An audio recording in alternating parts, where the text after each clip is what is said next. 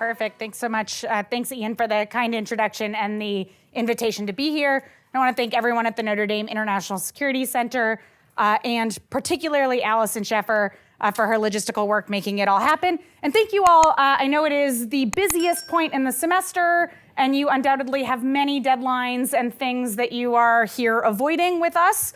And so I really appreciate it. So what I'm going to do today is talk a bit about a book project that is very much a project in progress. And that's an international history I'm writing of NATO from its founding to the present. And so with my time today, I want to touch on a few aspects of the project. I'm going to talk first about the motivations behind the project and the methods at the heart of it. In other words, the why and the how, the sort of what's driving me to undertake this probably terrible idea as a book project.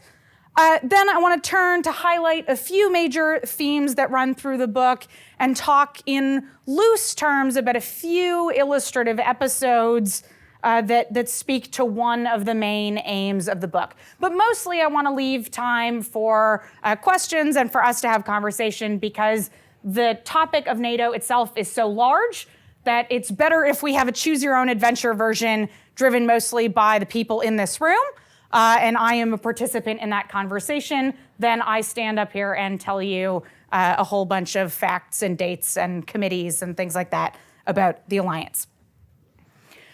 So I think at first glance, NATO might seem a surprising subject for a book. We know a lot about the Atlantic Alliance. We read about it all the time in the newspaper, or we skip over those articles because they're not of interest to us. It's on our social media feeds, it's in news coverage regularly, and we do know a whole lot about NATO as an institution, as an organization, as an alliance. And over the years, that means that plenty of writers have turned their attention to it. They've talked about its present and its future, but also its past. But it seems to me that there is a somewhat curious trend in that literature. Vast though it may be, it has relatively few historians. And so instead, in many ways, the task of writing the alliance's history is one that is often taken up by policymakers, by journalists, and by political scientists. Now, I want to be clear. I don't want to and don't in any way intend to suggest that historians do not write works that bear on the alliance's history. Plenty of historians have returned to the archives to dive into episodes from NATO's past, be it the origins of the treaty, the various defense schemes pursued and abandoned over the years, the organization's growth to include new members, whether that is 1952, Greece and Turkey, or whether that is the Big Bang of the early 2000s, and plenty of other topics. I am one of those historians. That's exactly what I did in my first book, which focused on how the alliance navigated the Euromissiles saga of the late Cold War. Rather, the point that I want to make is that the project of telling a broad sweep history of NATO tends to be one picked up by political scientists and journalists, not academic historians. And so I might take, for example, the two major histories of the alliance published around NATO's 75th anniversary this year. One of them was written by a political scientist. The other was written by a veteran reporter and journalist. Now, this might seem to many of you to be a parochial or perhaps even pedantic point to start on. I can see the headline now, right? Historian bemoans that others write history. My issue is not that other disciplines or professions take up the project of writing history. Rather, the core motivation for this project for me is that I think and genuinely believe that card-carrying historians have something unique to contribute to the conversation and have largely opted not to do so for a variety of reasons, including the academic structures of our profession. Historians, it seems to me, are well equipped to be students of the alliance.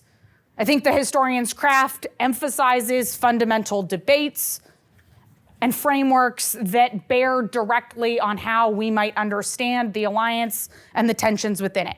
So I'm thinking about the staples of any historical seminar: structure versus agency, continuity versus change, right? And historians tend, for the most part, for better or worse, to sit pretty comfortably with contradiction and complexity. I would describe that as a virtual prerequisite to study something like NATO. And so really one of the core motivations of this project is to bring that historical approach to a broader audience, to add to the handful of works written by historians about the alliance as a phenomenon in international relations. Using that historical approach, my core aim in this book is to tell a history of the Atlantic Alliance that better captures its complexities and its contradictions and incorporates a wider range of perspectives. We know from living in the world that international politics are made up of more than just great powers, and that states of various sizes can and do wield influence. Yet for the most part, we tend to understand NATO from the vantage point of its great power members, sometimes from what we might call the Big Four: the United States, the United Kingdom, France, and West, or then unified Germany. But usually the United States is the central focal point and main character of many of our narratives. And so the objective I have in this book is to tell a history that instead revolves around the unruly politics of the alliance in all of their messiness.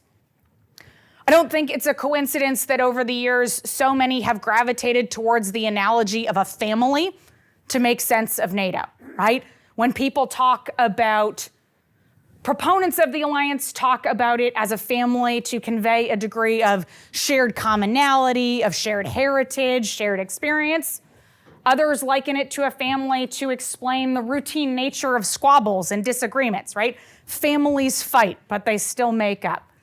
Others have applied it to, say, the burden-sharing paradigm and have likened it to a parent in the United States and an erstwhile freeloading teenager who can't seem to get their act together. That would be the Europeans and probably the Canadians, but we don't get mentioned very often in that history.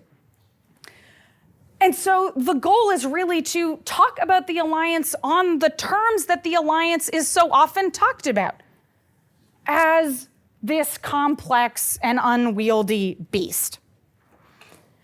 So to tell that history, I rely on archival materials and contemporary records from the men and women who converted the promise of the North Atlantic Treaty into an alliance over the years. These materials form the backbone of the book, and so I'm talking about everything from declassified records of NATO's numerous committees and allied commands that cover a variety of issues. So I'll give you just one example here, right? This is an assessment from 1963 from one of the working groups set up by the NAC that is an expert working group about the communist penetration in Africa. All right, so looking at all of the different committees, working groups, and the issues that animated the machinery of NATO. But I'm also relying on materials from individual member states, covering the political, military, economic, and cultural dimensions of their alliance.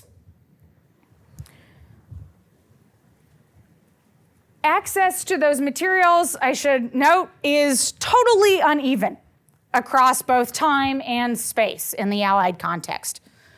The degree of material that is available in the United Kingdom, for instance, is considerably greater than that of Portugal or Greece. And of course, the official and declassified written record tapers off pretty precipitously the closer that we get to the present. So the 30-year declassification rule, popular in many, that is law in many NATO countries, means that there are official records available in some member states well into the 1990s. Here, France or the United Kingdom are good illustrations. That's not true everywhere. I think in Italy, the records stop in about 1956 that you can get access to right now. And so to augment that, I'm also relying, especially in the present, more heavily on other sources of information, contemporary reporting and analysis, interviews where I can, all with the recognition that this is a first draft, certain to be revised if and when the relevant archives open up. But my aim is not just to talk or tell a bureaucratic history of NATO. That sounds profoundly boring to me. And so I'm also looking to cast a wider net, looking at sources left by those who are critical of, or engaged with the alliance. So actors like the Campaign for Nuclear Disarmament, pictured here, right? A long-standing British peace and anti-nuclear organization. All of these materials help me capture and convey an obvious yet overlooked element of NATO. And this really is the central, I wouldn't call it an organizing principle because right now it's more an obstacle to me writing the book, but a central argument or a central takeaway I want a future reader of this book to have, which is that NATO is a sprawling mess. It is large and unwieldy and complicated and contradictory. And to truly understand the impact and influence it has had in international politics means that we need to grapple with it in its many forms. It seems to me that we could talk about NATO as an arrangement that links individual member states in Europe and North America. They started at the signing of the North Atlantic Treaty in April 1949 as a dozen. Now, as 2024 comes to a close, its membership and ranks are well over double that, with 32 members. It is also an international institution with a complicated and ever-changing organizational chart of civilian and military groupings that tackle a range of missions and priorities. Everything from consultative mechanisms to exchange expert opinions or standardize drawings for military equipment to an integrated military command designed to deter or, if needed, defend the treaty area. NATO is also the cornerstone of a general pattern of international politics in the post-1945 world, what has often been referred to over the years as the Pax Atlantica.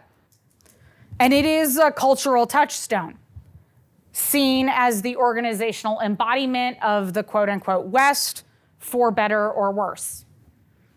And if all of those ways of talking about NATO were not enough, it then sits in this sort of soup of ambiguous ideas, of fuzzy stuff about an Atlantic community, about a shared heritage, about the values and principles that its members, at least on paper, if not always in practice, share, right? Those ideas of liberty that are enshrined in the preamble of the extremely short North Atlantic Treaty.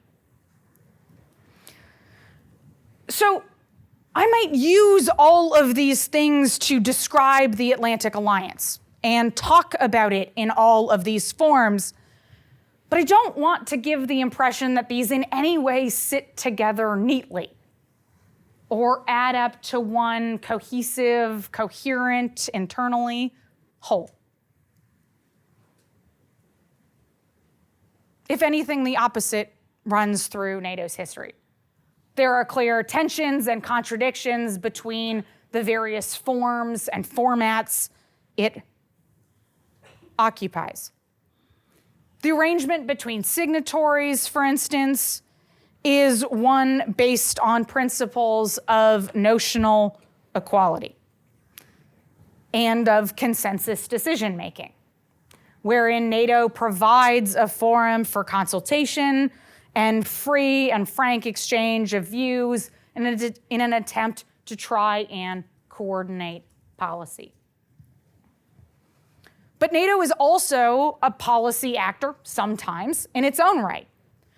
Its bureaucratic organs and leaders, both civilian and military, often play a critical role in the implementation of policy, right? To give just one illustration, in the debates over NATO enlargement and the sort of parallel diplomacy with the first post-Cold War round of admitted states or candidate member states, the Czech Republic, Hungary, and Poland on one side, and then that parallel diplomacy with Russia, the alliance made a concerted effort to have the Secretary General of NATO do much of that negotiation, not the President of the United States. Right? Thinking that both the symbolism and the voice mattered or meant something different coming from the institutional mechanism of NATO rather than from Washington. As a prime illustration of this tension, I might point to the ways we could understand NATO's relationship to grand strategy. We could make, for instance, a compelling case that NATO is a tool in the grand strategy of an individual member state. So it could be seen as, for example, an instrument of US grand strategy, a way to achieve major post-war objectives as defined by Washington. Things like the containment of the Soviet Union and efforts to restrict and constrain the proliferation of states possessing national nuclear weapons programs. I could describe it as a tool of another member state's grand strategy just as easily, right? I might point to it as a mechanism in Canadian grand strategy, such as there is one, to offset the continental influence outsized of the United States in Canada's place in the world. For the West Germans, we could think about it as a product or outgrowth of the basic post-war grand strategy adopted, the Westbindung, to incorporate and anchor the new Federal Republic of Germany to the West. And yet at the same time, I would posit that NATO also, on some occasions, possessed a grand strategy of its own.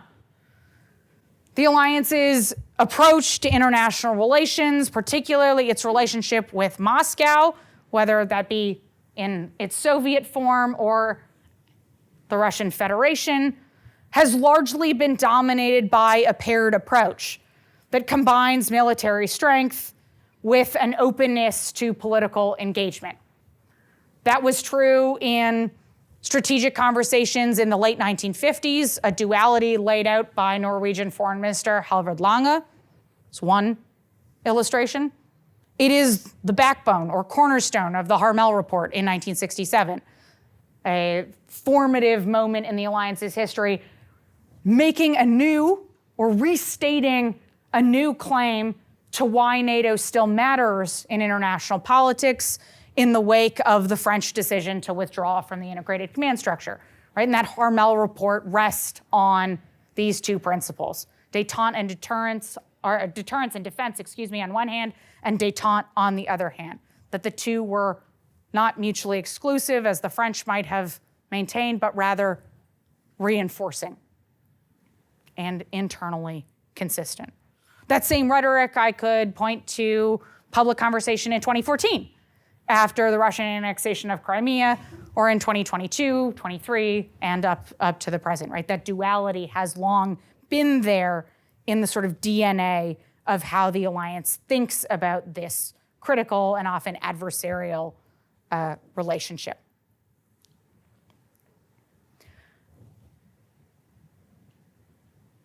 So if my aim is to put the contradictions and messy realities of a large multilateral alliance front and center, what are the benefits of such an approach? I'm sure you can all see the drawbacks. It's too many things, too many threads to follow, difficult to prioritize who matters when, where, and how. I won't even talk about the difficulties of actually doing the research, right? So there have to be some upsides of this approach. And to me, what it does is actually something paradoxical, which is that it helps reveal and highlight the fundamental structures and assumptions that have underpinned the alliance over the years, right? So it helps reveal fundamental continuities and striking parallels across the decades. And I also think it has some value to add to our current conversation about the alliance, which is something I'll come back to later in my remarks. But I want to first highlight just some of the themes that spring to mind or fit within how I'm thinking about telling the history of NATO. But I'd be very curious if you either disagree with these or have others that come to you. I think many of the themes that come through are predictable ones that we associate with the alliance. Right, starting with the fact that it is fundamentally made up of what I would call unequal equals. Right? So on one hand, the basic structural reality of NATO is that the United States has, since the alliance's founding, been its most powerful member. Right? There is a reason why the signatories to the Treaty of Brussels in 1948 were not content to live with the Treaty of Brussels, right? That bound Belgium, the Netherlands, Luxembourg, France, and the United Kingdom together. Because they genuinely believed that that was not credible without some form of commitment from the United States. It was incomplete. It was a stepping stone to something larger. And so that American participation has been central. And that is a product of many things about the power and influence that the United States has wielded in international affairs since 1945. But a lot of the ways that the alliance operates are designed to create a degree of equality between all of the members of NATO, to make it so that around this preposterously large table, Iceland and the United States have something, are comparable in some way. Iceland, right, doesn't have a military. So a little bit different end of the spectrum than the United States. Right? It's the structures of the alliance that are designed in many ways to create opportunities for individual states, regardless of their size, to express their opinions, to have a say in the making of policy, to share their views. And I'm not here to suggest that that worked perfectly and has always been 100% effective in allied circles. It hasn't. And the history of the alliance has plenty of examples of smaller groupings where decisions were really made.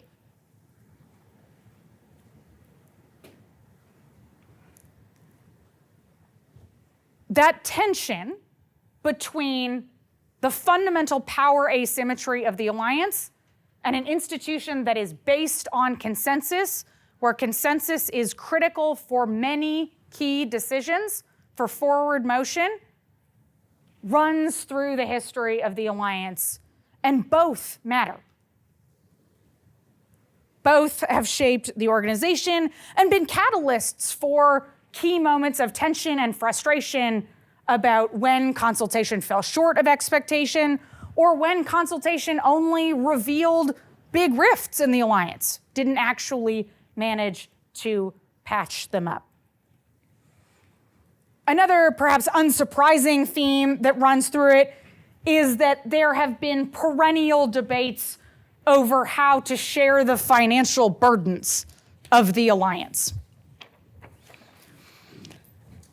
Right, so this is a pamphlet from 1988, which emphasizes right, poses a series of questions that might sound familiar to us, right? Is Europe's defense effort good value for money?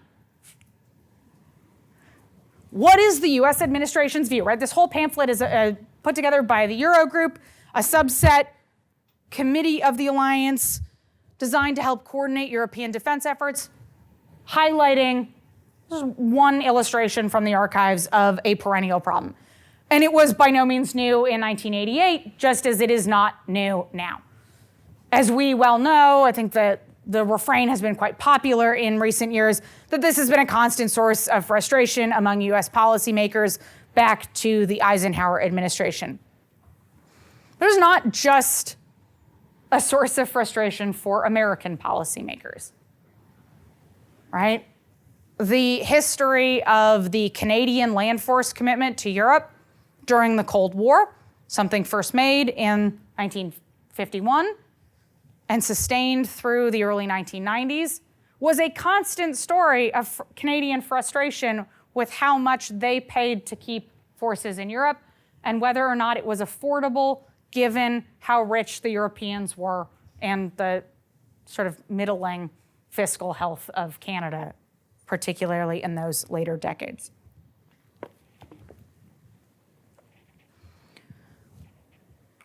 Just as frequent were debates that flowed from the basic and often immutable geography of the alliance. Right, so one of the sort of popular through lines that we have historically used to make sense of the alliance is debates over the credibility of its ability, not great phrasing there, but the credibility of extended deterrence, right? About whether or not the alliance could truly deter aggression or defend against it. I love this map from the 1980s, which NATO, excellent NATO graphics of stylized of the 80s, right? But illustrates a key piece of the geographic challenge facing NATO. When I teach about the alliance to my students, I often talk about this is the fundamental challenge, right? If you could design an alliance from scratch, you land on Earth, you get to design any alliance. I'm pretty sure, unless many of you like to gamble more than I do, this isn't the structure geographically of an alliance that you would pick. You wouldn't want your most powerful member to be an ocean away and trying to credibly project their power to the center of the continent. And that has, over the years, created numerous recurring episodes of friction, of crisis, of debate about how to make that defense more credible and how best to provide for the security of each and every one of the alliance's members in ways that minimized the impact of their different geographic realities. Above all, the most consistent theme that runs through the alliance's history, at least from my vantage point, is the degree to which the past matters. NATO is a prime illustration of how history and historical sensibilities shape the policy-making process. That could be seen in its origins, right? The very willingness to gamble on a new constellation, a new experiment, we might say, and that's certainly how many of the early Allied leaders described it. This new experiment in international relations was based in the formative experiences of the recent past, right? The First World War, the Second World War, for the French, the wars against the Germans in the 1870s, right? These are the cultural touchstones that Allied policymakers invoked at its founding. And it is that same shorthand, the desire to avoid a third world war, that runs through so much of the alliance's history. We might also point to the long shadow of the German question, right? The risks that old habits of German power on the continent might once again return, that shaped so much and explained so much of why the organization turned out to be the shape that it became. But beyond that, I think it's also important to recognize that the alliance has learned and interpreted its own history in ways that then feed back into its institutional culture. Right? I talked earlier about a sort of continuity in thinking about approaches to the Russians. That is conscious, right? To create a degree of lineage, of commonality, of tapping into and legitimizing the organization itself. And it has often manifested in ways that are self-referential. So I would point to this photograph here as maybe one of the apex moments of this self-referential sense of history. So this is Madeleine Albright and the leaders of the Czech Republic, Hungary, and Poland at the signing of their accession to NATO. Does anybody know where this picture was taken?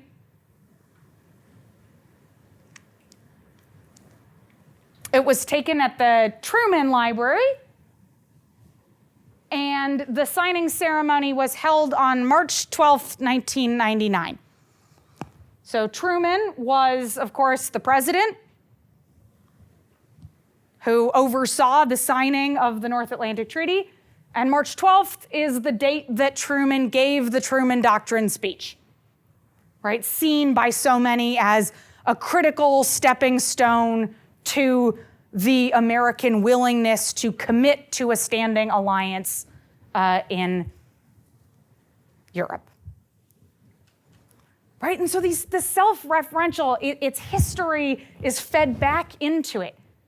Right? It is a product of that history in ways that I think are easy to overlook if we tell that history in isolated episodes.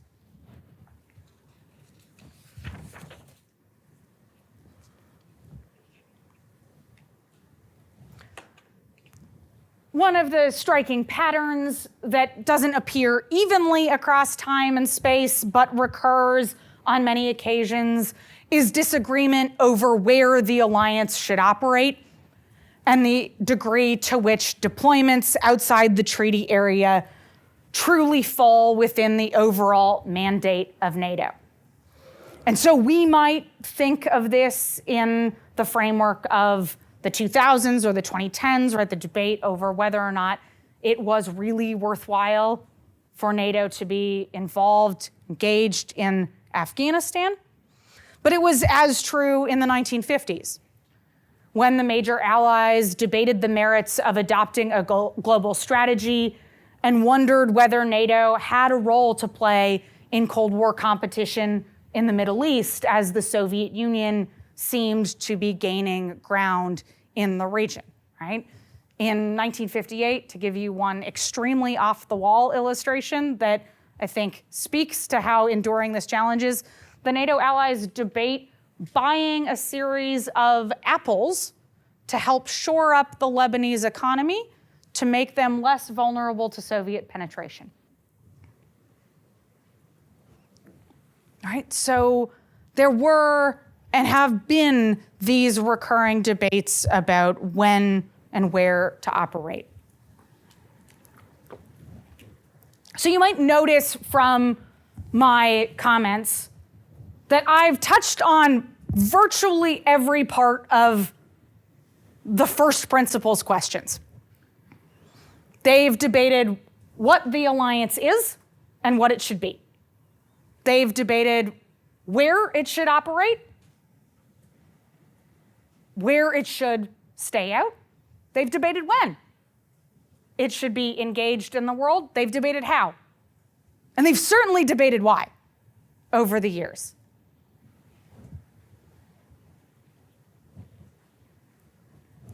And so by treating the history of the alliance as an ongoing contest and conversation about what it can become,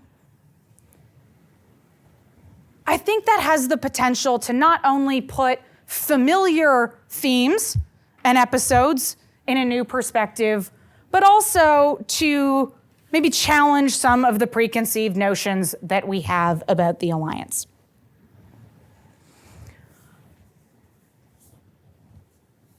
One of the core pieces that I'm grappling with right now, and I'm hoping we can talk about this in the Q&A, is how to strike the right balance between putting the United States and recognizing the power and influence that the United States has wielded, but doing so in a way that right-sizes its role in the history of NATO,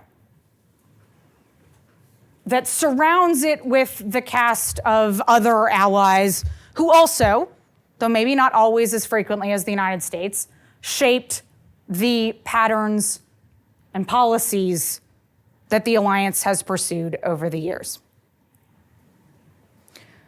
And I think we can see a number of different dynamics at play in that relationship.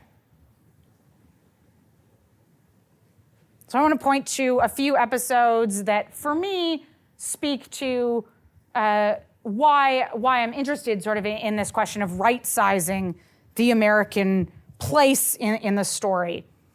And then I want to throw out some really big sort of open-ended questions that I have about where the alliance might be going and how we navigate the uncertainty of the future as scholars, not necessarily as the alliance.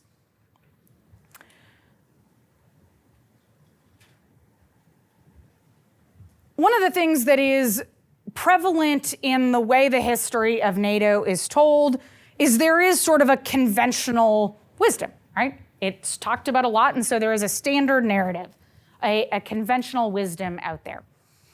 And much of the conventional wisdom about the origins of the alliance, it seems to me, revolves in large part around the United States, right? I told a version of that to you about 10 or 15 minutes ago, right? About the need to get an American commitment, that was seen as integral. And then that was seen as challenging because it would be a break with the old patterns of American foreign policy.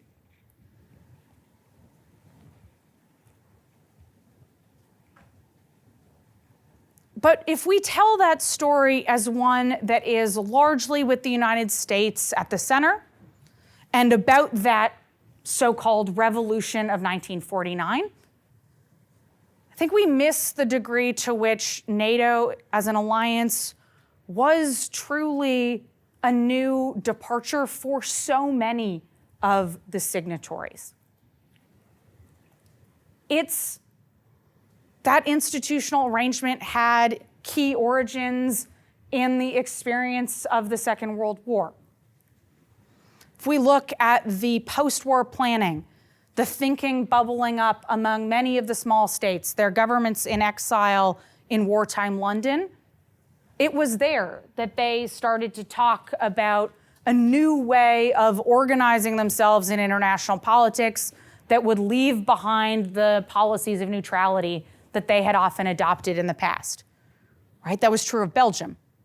That was true of Norway, right? It was true of a number of the original signatories.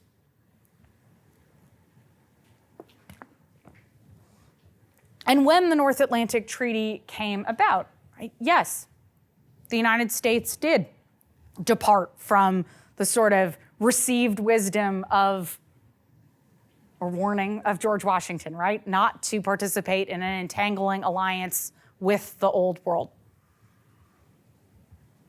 But the British made a similar departure from their historic foreign policy in the lead up to that, making for the first time a continental commitment, moving away from a traditional emphasis on maritime power.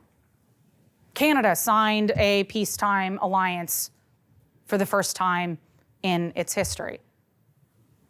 And so the US experience was groundbreaking and broke with pattern and past precedent, but was not unique in doing so.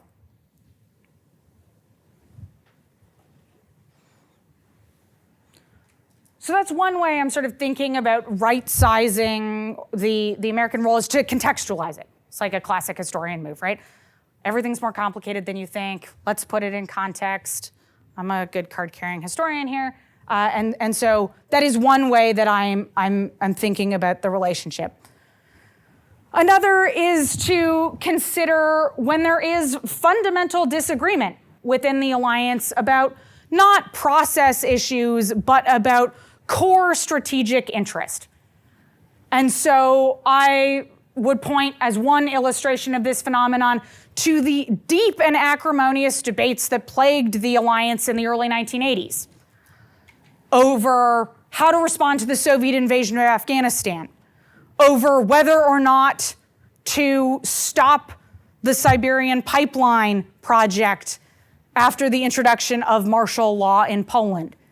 These were fundamental disagreements that pitted the Reagan administration, or the Carter administration, then the Reagan administration, against nearly all of the allies, including many whom we thought, or whom were largely seen to be the most friendly, right? So if we take the Siberian pipeline as an illustration, right, one of the most surprising features of that constellation or that episode is the degree to which even Margaret Thatcher, right, Margaret Thatcher's Britain, sided with the Western European allies over the United States, frustrated at the underlying principles pursued by the Reagan administration, right? Frustrated at the targeting of intra-European trade and contracts already signed. And really, this is an episode, I think, that speaks to the asymmetry in power, right? So a lot of the anxiety stems from the extraterritorial nature of the sanctions that are introduced midway through 1982. And then the last piece that I'll flag is that the other piece that I'm working with here is places where maybe the historical record could change or encourage us to revisit some of the assumptions we have about how the alliance operates, or how the role the United States plays in the alliance. And the textbook example of this for me is the narratives that we broadly tell about the expansion of NATO in the early 1990s. And so we often, though not universally, but it is often described as a process sort of led or spearheaded by the United States. That it is US policy that is driving or sort of serving as the motor for that. And the experience of the Central and Eastern Europeans, I think, would suggest otherwise. That there's much more of a give and take conversation there, and we often tell that story as one sort of driven by the supply side, with less attention paid to the demand side and the security concerns expressed by, say, the Hungarians or the Poles, a place, again, where their sense of history shaped much of the conversation. Now, all of these ideas I'm tossing out are sort of, they're grist for the mill, right? This is a project that I am starting to figure out how to shape, right? So I have a sense of the sort of overall objective, but not necessarily of the best ways to structure and convey the argument. And so I am super open to any feedback about what sticks with you, what sticks in your craw, because I think the general aim for me here, and the reason that I decided to undertake this project, is that I have a strong belief that the way that we tell the history of the alliance has actual bearing on our contemporary conversation, right? That the alliance is an oft talked about but not often understood feature of international politics, particularly, I don't mean in the academy, I mean in the popular conversation. And a comparative advantage that historians have, I believe, is to be able to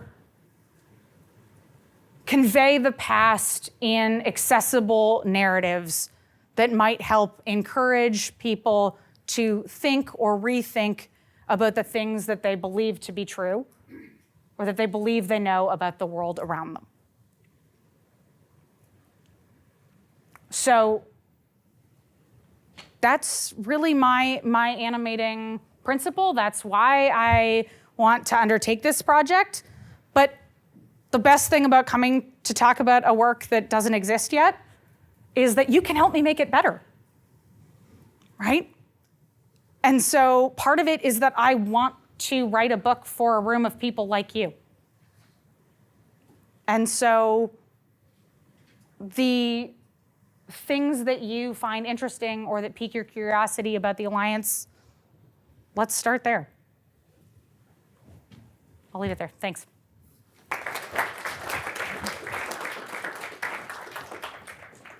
Hey, so first of all, thank you very much for the lecture.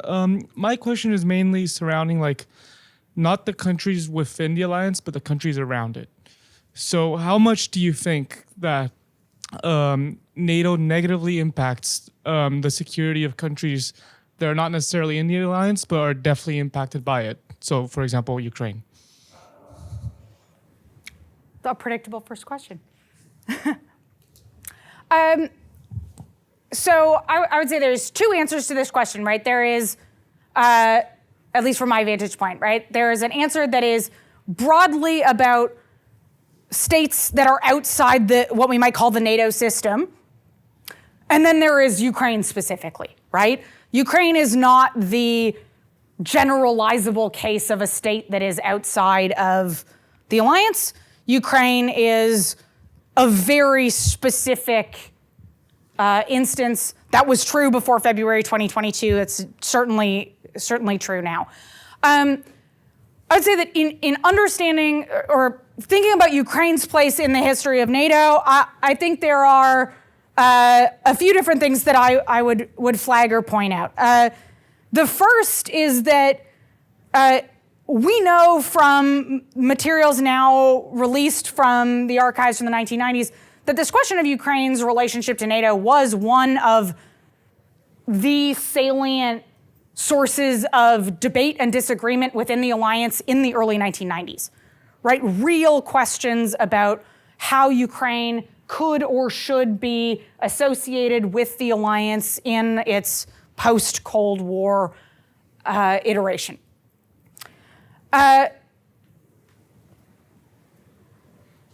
Ukraine's relationship to the history of the alliance, or where Ukraine fits in how we tell that story, I think is invariably in the contemporary colored by the decision made in 2008, right? The decision at Bucharest to offer a sort of lukewarm and open-ended offer of invitation to Ukraine and Georgia in the abstract, and then to offer nothing in the way of concrete moves towards that, right? And I'm struck often that there's been a lot of sort of speculation in the contemporary the last few weeks about whether or not the Biden administration did enough to support the Ukrainians. And I can't help but sort of say, there's a prehistory, maybe open your aperture, maybe the problem is somewhere else, or a different administration in pursuing this issue. I think right now, though, then the reality of the landscape we are in is that that commitment was made. Open-ended and lukewarm and abstract though it may be, and it is extremely difficult. One of the biggest challenges the alliance is facing is how do you navigate a membership that largely does not want to see that become reality, with the fact that you have made this abstract promise, and this abstract promise is over 15 years old.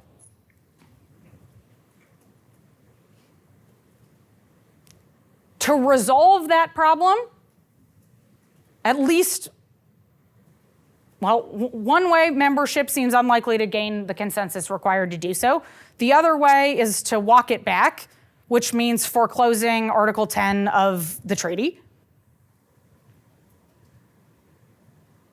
The most likely, it seems to me, is that you continue to muddle through in the gray area and hope that the question is not called in a way that is too dangerous or damaging to the long-term health of the alliance. But that rhetoric and reality gap, it seems to me, is a huge vulnerability for the alliance itself. And then, of course, there's a whole constellation of security issues related to the future of Ukraine.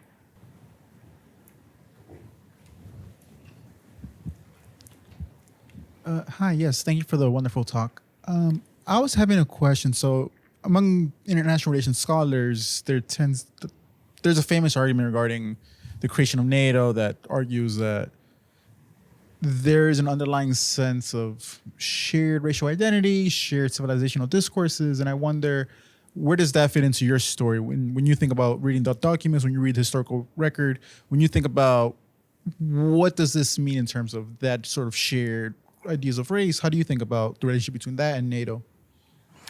Yeah, so that language, that rhetoric appears regularly in whether that's public speeches or in private documentation, though the distinction is telling. It appears much more frequently in public rhetoric than it does in the private papers, right? And even there, it varies considerably across time. So it was extremely normal for the first Supreme Allied Commander in Europe, Dwight Eisenhower, to talk about the American commitment to Western Europe as one that was a natural outgrowth of shared heritage, history, right? Eisenhower says in NATO promotional videos in 1951 that everything worth protecting about the United States came from Europe. It's art, it's culture, it's civilization. We don't see so much conversation about NATO in quite that language publicly anymore, but shades of it do still exist. And so I think one of the challenges of making sense of the alliance is that public presentation is a huge part of the alliance's activities, and they matter. They influence the ecosystem and environment, certainly how others perceive NATO. So they play a role in its history, but are not always the center line of activity about why the alliance itself exists.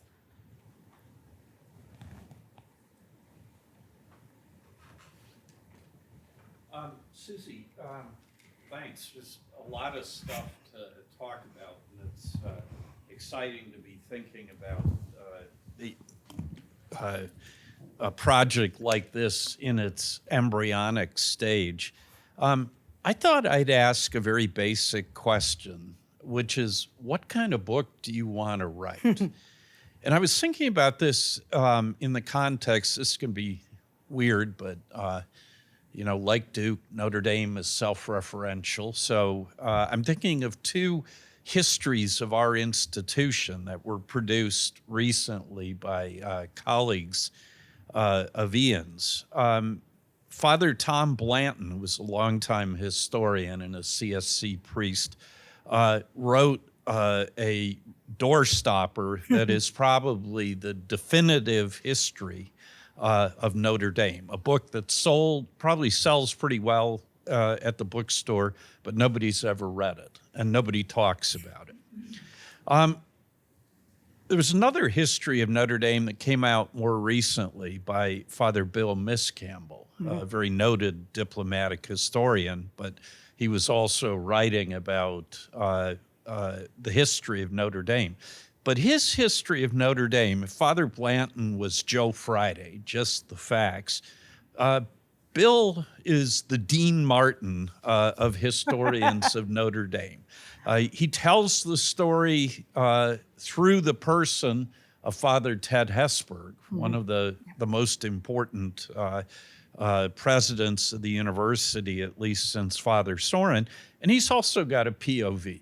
And those of us who are here, sort of like reading Saul Bellows' Ravelstein, you know exactly what Bill's both stated and unstated agenda is.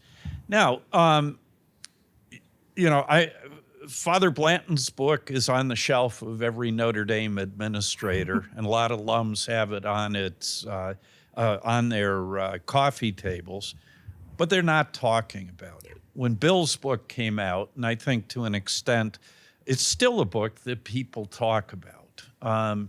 Which of those do you want to do for NATO? What does NATO need? I hear the complexity and contradiction, and I think Father Blanton. Yep. But I'm really wondering whether we need a Father Blanton history of NATO. Thank you, Susie. Yeah, it's a great question, and I think is the fundamental challenge facing any historian, right? If you like the methods of history, you like deep archival research, you like amassing information, you like knowing the nitty-gritty details.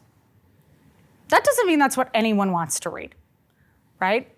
And so I don't have any interest in writing a comprehensive or definitive history of NATO, in part because I don't believe such a thing is possible, and in part because I don't think there is any appetite to read it, right? The institution is a bureaucracy. I don't think that means it needs to be told as a bureaucratic history. And so one of the challenges that I am facing right now is, what is the organizing principle that enables, I've been thinking about it like taking a slice to look through a microscope, right? What is one way you slice the story of NATO that shows its complexity but doesn't lose the reader, right? So I don't want to leave behind that there are these internal contradictions or distinct forms or roles of the alliance, because I do think that is so often overlooked in the name of narrative coherence.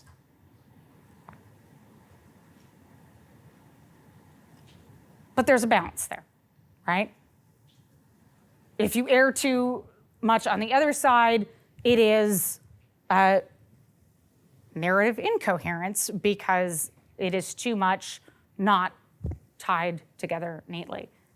So I think that for me, that for me is the big challenge, right? And that is absolutely why I wanted to come and talk about something that is in its embryonic form, because it's really easy to get too close to the documents and know that something is new, but just because it is new doesn't mean it's something everyone needs to know.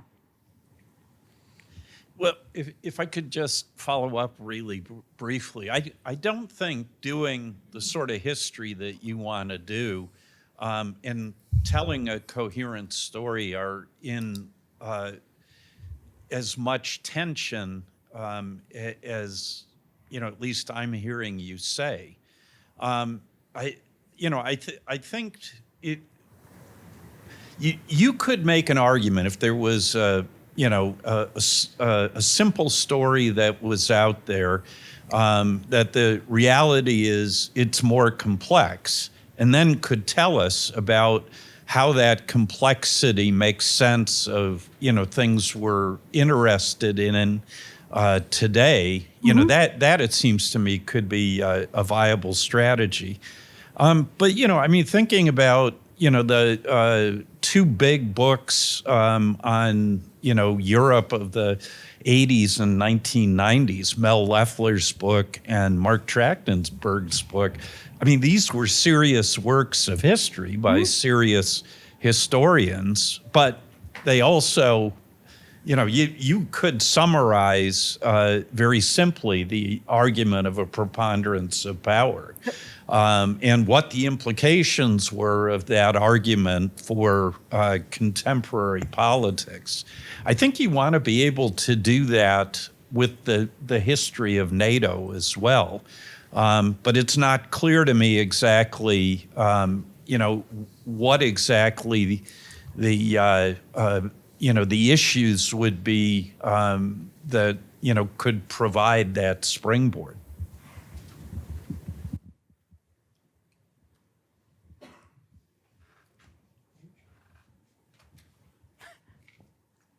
We could actually have students. I don't know. Okay, there's a student. Okay. Yeah, so I mean, I'm in the spirit of Mike's comment. Like,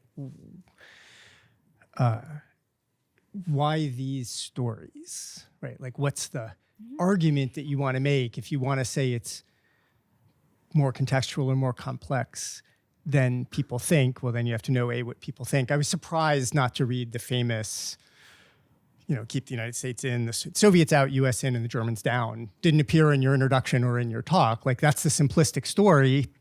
If you want to think there's something more complex than that that's important to know, maybe you would react to that story, something like that. Like, that would be a foil. But,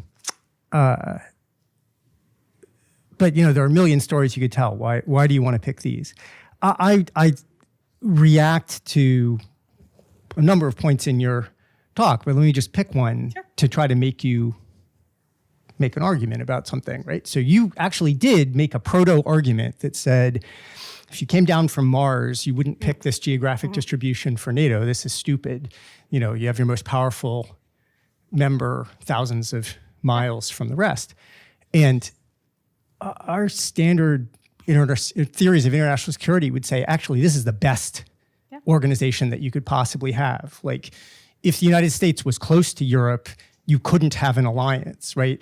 Europe would fracture into allies of the Soviets and allies of the United States competing with each other because the United States and the Soviets would equally pose a threat to the European weak countries in the middle.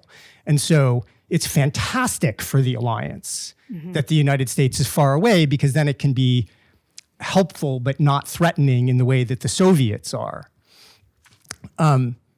You obviously don't think that way. You have a folk theory built in that you could develop. You could explain why you think this is the case. What's the problem here? How did NATO deal with that problem? Why are pin-headed international security theorists stupid? Because they don't recognize historical reality, which is that it was a real problem for NATO. This geography was a real problem for NATO. You could come up with a theory of geopolitics or something like that if you wanted, that geography dictates politics. But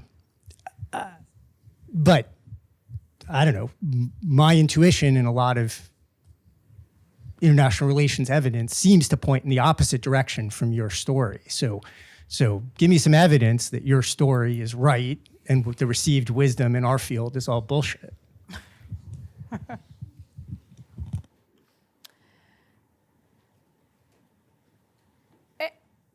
Yeah, I really appreciate it. I think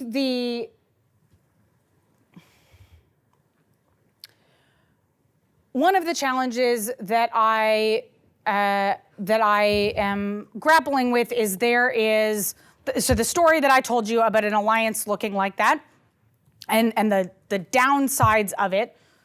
I see that as a recurring structural weakness of the alliance. But you rightly pointed out the biggest flaw in the claim that I made, right? Which is that doesn't mean it's not better than everything else, right? So my claim then is one about the tyranny of geography in the alliance context. That there is both an asymmetry of power and an asymmetry of distance from the threat that is constantly creating centrifugal forces both centrifugal and centripetal forces, both pushing the allies together and pulling them apart.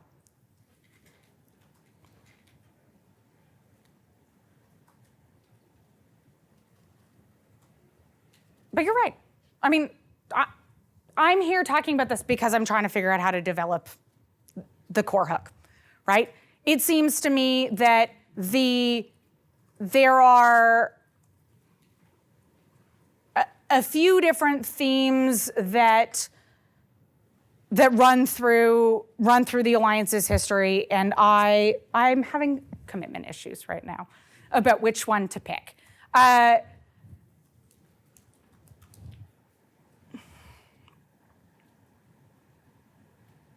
And so that's just where I am.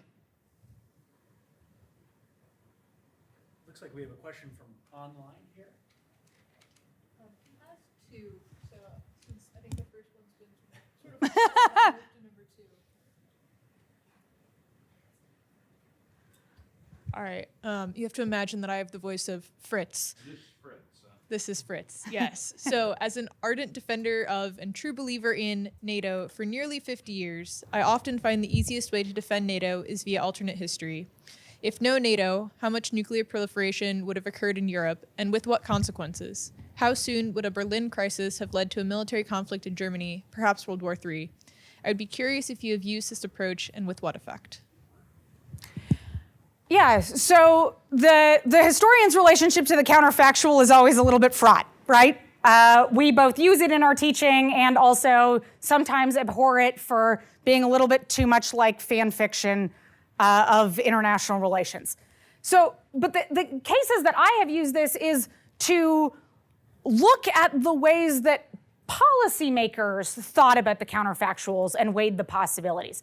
And this is sort of what I was referring to quite obliquely when I talked about historical sensibilities, right? So one of the things that is so predominant in the archival record in Paris, in London, in Washington, at the presidential archives, whether that's in Abilene or in Boston from the early 1950s and 1960s, is this perennial fear of the what if about what the West Germans might do, right? And even when confronted with evidence that the West Germans did not have any recognizable intentions to, say, build a nuclear bomb of their own, the what if is still generating options and driving a key piece of the policy conversation, right? So there's a great Henry Kissinger-ism where he talks about the West Germans, this is very unflattering, I apologize, but as being not unlike alcoholics. And there is always the risk that they will return to the bottle, right? And so in those ways, I think that counterfactuals really feed into the story that I'm telling, but more as sort of the set of policy options that the individuals in question are grappling with. I think in general, this is a very common argument made by adherents of NATO and supporters of NATO, and it's one that I have not always been convinced is extremely effective, because the absence of evidence is not necessarily evidence, right? Like saying this has not happened doesn't mean that you can prove causation. It means you can speculate causation, but it doesn't really seem to carry it the full way of the burden of proof for me, so I've always been hesitant to hang my arguments on that kind of language.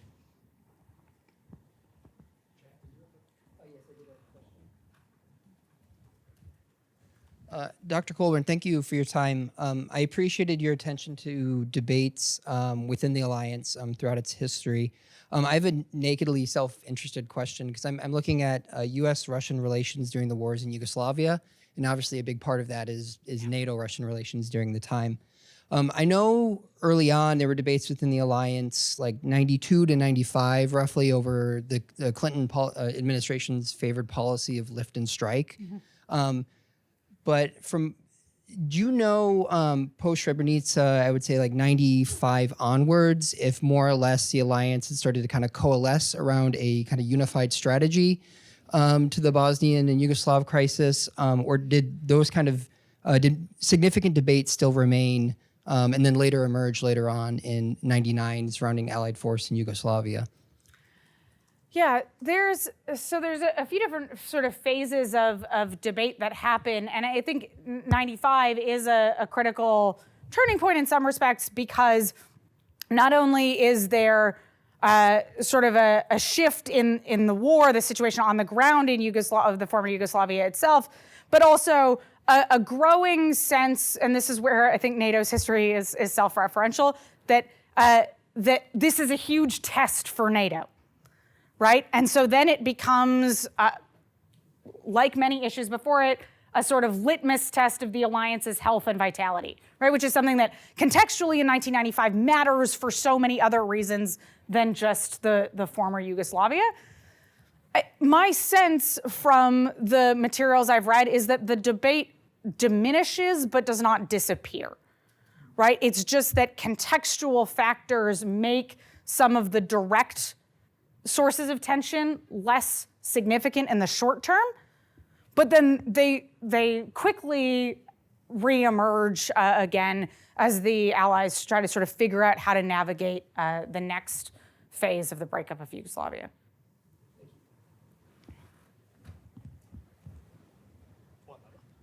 Okay, there's one more. Okay, hi, Susie. Thanks for the talk. So I have one comment and one question that follows from the comment. And I'm going to pick up on this issue of relationship between geography and what I would broadly call alliance cohesion issues that Eugene was talking about earlier.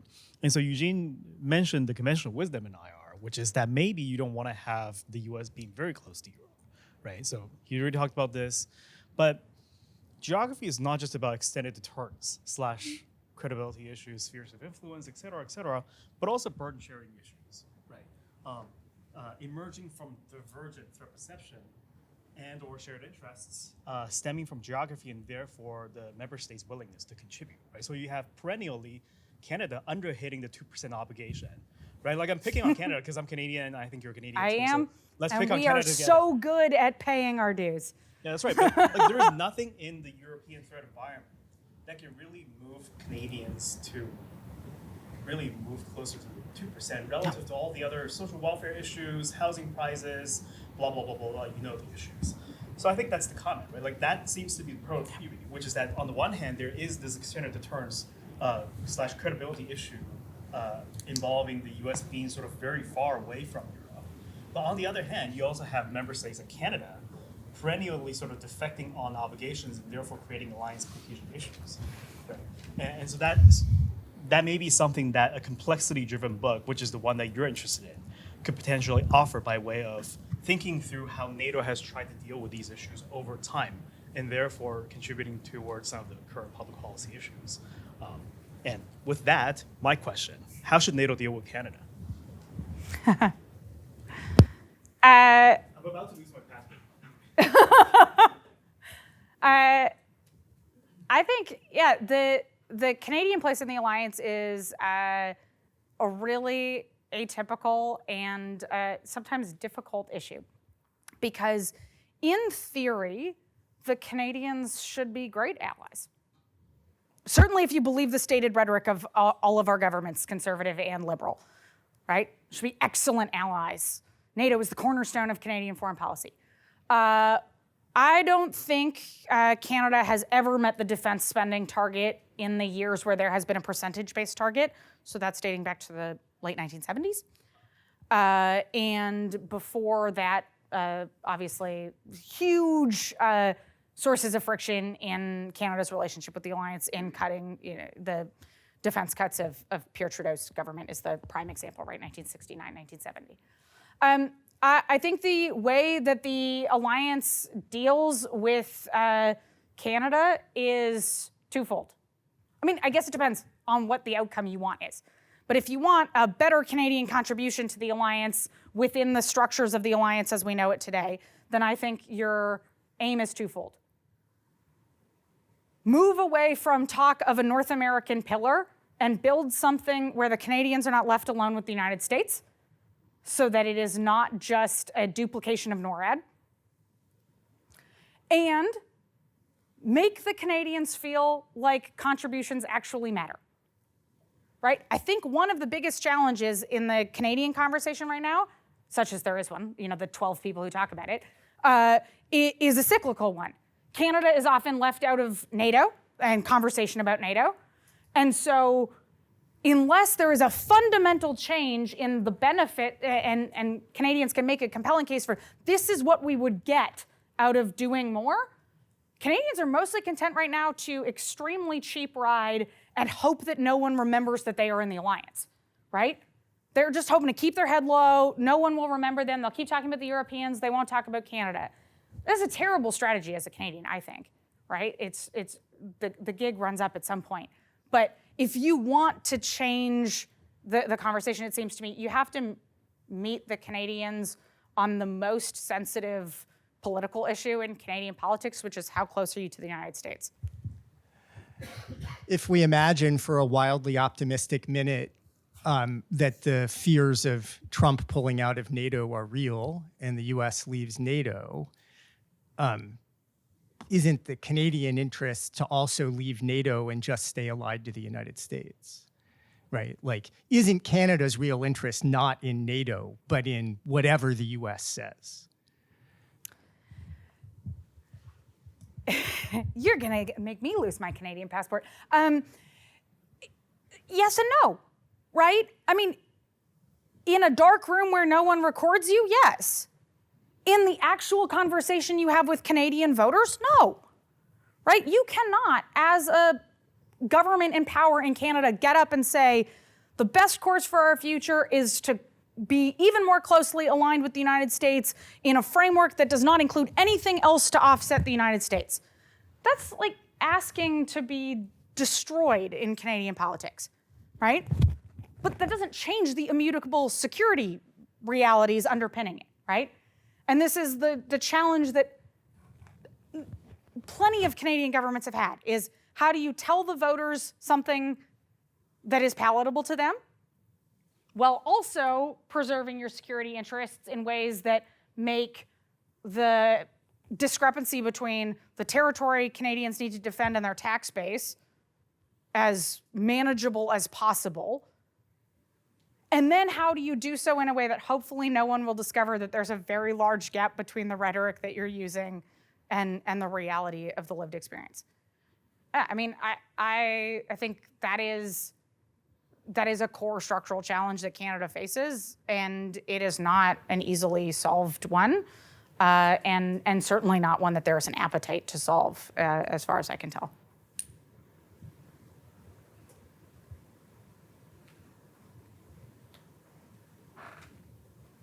I'll take my prerogative as chair to ask a couple of questions here.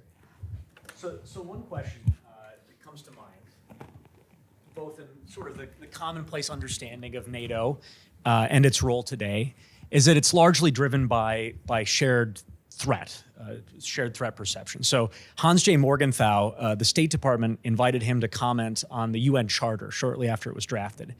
And he said, this is great, this is much better than the League of Nations because at least tacitly acknowledges power in international relations. But he said the vision of the UN solving for world peace, which is what the State Department was advertising in the 25 million pamphlets it was then distributing across the US, it's foolhardy. Absent a shared threat like Nazi Germany, none of the great powers are going to be able to collaborate to the degree necessary. Some of them might collaborate if they view each other as a threat, he suggested. And of course, the origin story of NATO is that by 1947 or 48, Europeans are so concerned about Russia that they're willing to offer a great deal to draw the United States into the partnership. So I'm curious, how does that fit into your story, and how does the alliance survive changing threat environments over such a long period of time when we think about the story of the 90s and since? Yeah. So it seems to me that is one piece of the origin story of NATO. And there is another piece of the origin story of NATO that is about how it is about internal confidence, right? That it is about bolstering psychologically, right? If you read the minutes in 1948, when they're talking about why they will form an alliance and what they will do, yeah, they're concerned about the Soviet Union. They're concerned about Norway and Soviet pressure on Norway. They're concerned about the overthrow of the government in Czechoslovakia. but they talk a lot about indirect aggression, right? They're not talking about what the image we often conjure up, which is, Soviet armies rolling across Western Europe, right? They're talking about indirect aggression, that the ideas and maybe mechanisms employed by the Soviet Union might undermine confidence in their own societies, in their way of life, in their government, and that will cause transformation, right? That the Soviets could win without a shot, without firing a shot. And so when you talk about or try to account for why NATO has managed to live through so many different phases of various different threat perceptions, part of it, I think, is the fact that it is not just based on an immediate threat defined as risk of territorial invasion. It's not to say that's not there, but it's not solely that story. But I think the other answer and that I find particularly compelling is that basically the alliance goes through various phases of waning confidence in the alliance, where people have grave doubts and questions about whether it is well equipped to meet the realities of the day. And then the Russians do something stupid. And then people are reminded of the external threat and have renewed faith to some degree in the alliance, right? It's not the only pattern at play, but I do think there is that sort of recurring cycle that takes place in the alliance. Time for maybe one more question. Thank you again for coming and talking to all of us and the various lunches, breakfasts, and dinners that accompany that. I want to go back sort of all the way to the beginning of your talk when you mentioned the analogy of NATO to a family unit. You gave a couple examples, all of which have to do with sort of internal family dynamics. So I was wondering how that family analogy functioned looking outward at sort of more neutral non-NATO countries, but then also countries that are perceived as adversaries. Yeah, I think the family analogy, the popularity of the family analogy often feeds into the perception that NATO is an exclusive club, right? And from the outside, that can and does appear to some as alienating, as marginalizing, as reflective of broader patterns in international politics that one might find objectionable or take issue with. And so there is that, that element of if NATO is, and its value is defined in part by being in the in-group, then there is definitionally an out-group. And that has, I can think of a number of ways that has sort of shaped the way NATO is perceived over the years. Dan, did you have? Yeah, last word here. Last question. So about this image of NATO feeling insecure, it's like sort of a neurosis about its neurosis. It's very concerned about its weakness. With the Soviets reacting to that, did they perceive it as weakness? Did they then do something opportunistically, as you just said, there was whatever time they felt weak, they did something. And was that taking advantage of things, or did the Soviets, did they actually notice the weakness that NATO itself felt? So is NATO perceived as weak as it was perceiving itself? And did that lead to trouble? Or was NATO just wrapped in its own neuroses and the Soviets thought, freaking hey, this is America, there's nukes everywhere, I'm scared to death? Yeah, I think there is, that's a really good question that I will have to take into account as I think about writing the book. But a lot of times it seems to me like NATO ends up in its own business, right? It sort of operates in a bubble where things are circulating within the alliance that are sort of absent or separate from the actual realities of what's what's happening, right? So NATO goes through this whole period of hand-wringing in the 1960s about whether or not détente and reduction of tensions with the Soviet Union is going to somehow destroy or undermine the case for the alliance, something that de Gaulle stokes pretty heavily in his own diplomatic efforts. But in that same period, it's not as if the Soviet Union, like there are metrics on which the Soviet Union is increasing its power, right? Its nuclear arsenal increases considerably in the 1960s, but its economic fortunes are hardly a source of considerable strength in the 1960s. And so I think there is a tendency to often to fixate more on the internal weaknesses of NATO than on how NATO's weaknesses stacked up to its adversary on the other side. In terms of evidence of whether the Soviets saw that or exploited it, I haven't seen evidence that there's not a case that comes to mind instantly of that, but I'll look for it because it's an interesting question. All right, well, we've reached 6 o'clock. Thank you all very much for your questions, and we'll see you in the new semester. Thank you.